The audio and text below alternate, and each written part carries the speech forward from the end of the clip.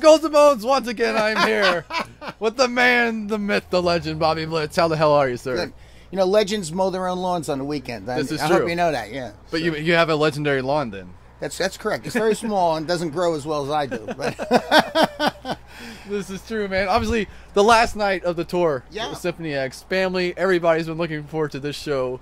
The Jersey band's back, man. How excited are you for tonight? I am excited. I mean, I got my wife parked, which is awesome. I ran one. Out in the interview as we just started, and we got her parked. We're going to be going on about 9:30 tonight, and it's always cool to end in the tri-state area, whether it be New York or New Jersey. I mean, we're obviously Jersey guys, but we feel part of this scene too. I mean, this is where it kind of started for us in Staten Island. Yeah.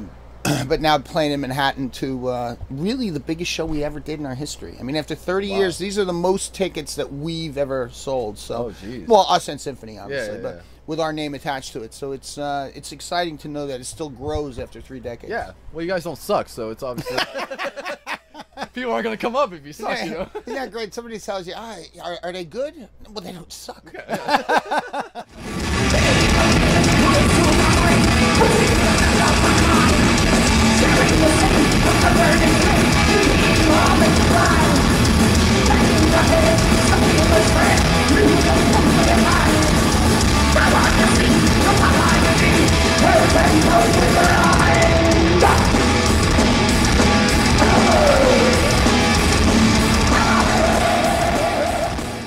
With Michael earlier from Symphony X about the diversity of the crowds. Yeah. Obviously, with your sound and their progressive metal sound, is the fans? You think the Symphony X fans have like turned and they're like, oh, we like thrash? There's a funny story. It happened like I think it was up in Niagara Falls. It was about 3 shows deep, and our light guy Eric was getting ready to start the show, and there was a guy behind him going.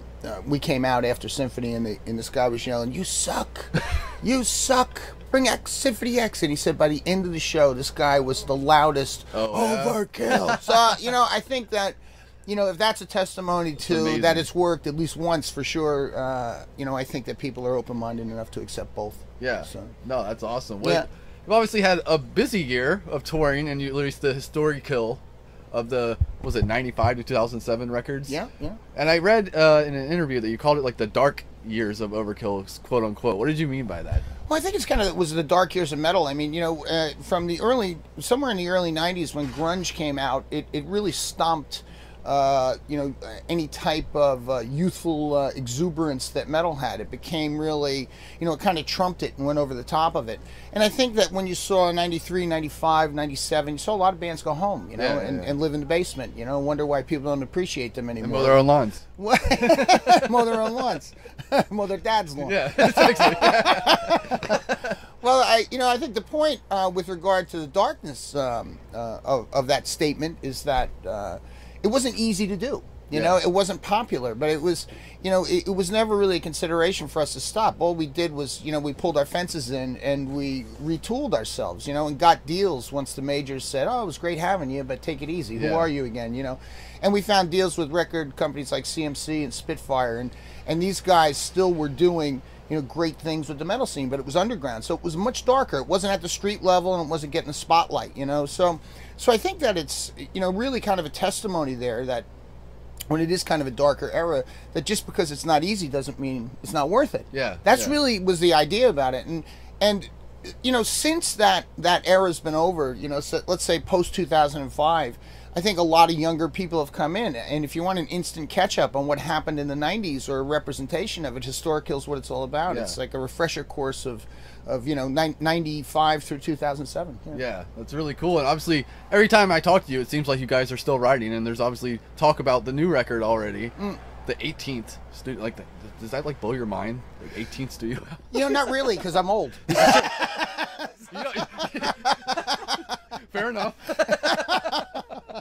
I mean, I think the idea of it is that, we were guys from Jersey and New York that had, a great work ethic that, was kind of passed on to us. And obviously somebody had to pass it on to my parents and Dee Dee's parents and even the guys that started this band and guys that have walked through this band and even this lineup. So I think if you have that work ethic, it's more about let's grab this opportunity and not as, oh, let's wait and try to do this and try to do that. Oh, let's overthink this. We're more opportunists than we are artistes, So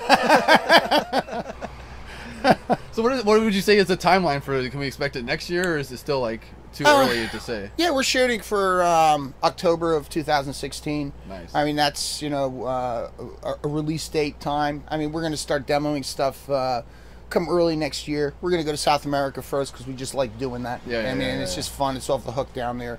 And then we have a tour through the UK, one special show we're going to do in Germany.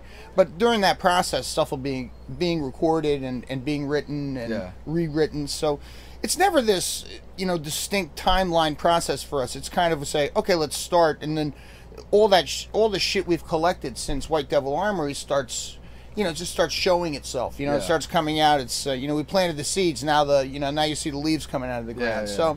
So it's not going to be that hard a process. I mean, it's not going to be over talked. It's just going to be action versus reaction, and like many Overkill records. So I can't tell you it's going to be the best thing since canned beer or sliced bread. It's just going to be Overkill. Yeah, well, that's how it should be. Yeah, I agree. That's why you can do 18 records, because you know who you are. You're not trying to do anything super fancy. You're doing Overkill. That's what you've done for years, and it's been like, especially the past few years, the past few albums, the response from older generations to younger generations, they seem to be more in love with these records and going back in time to getting their past catalog, which I think is really cool. Well, I mean, and doesn't that kind of show the value of it? I mean, it's, you know, I mean, this shit is transcended generation after generation after generation, and not on large level. You know, you get the masses in here, the masses polluted. You know what I'm saying? Who peed in the gene pool kind of a thing, you know? But I do think the idea is that when you can actually have, you know, father, son, grandpa, or father, daughter listening to this stuff and saying, you know, this is what it's all about.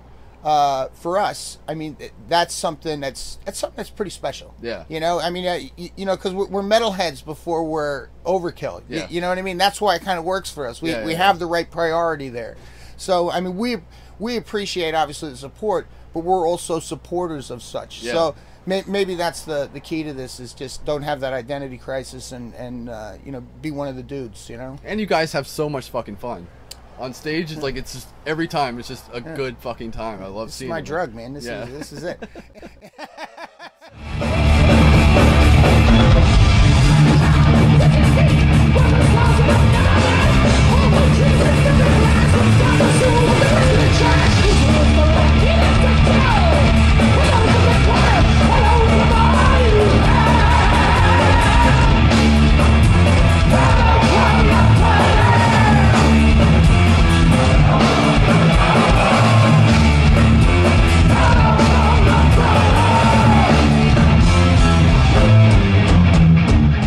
Congratulations on everything you've done, always. And you have final words to the good people out there.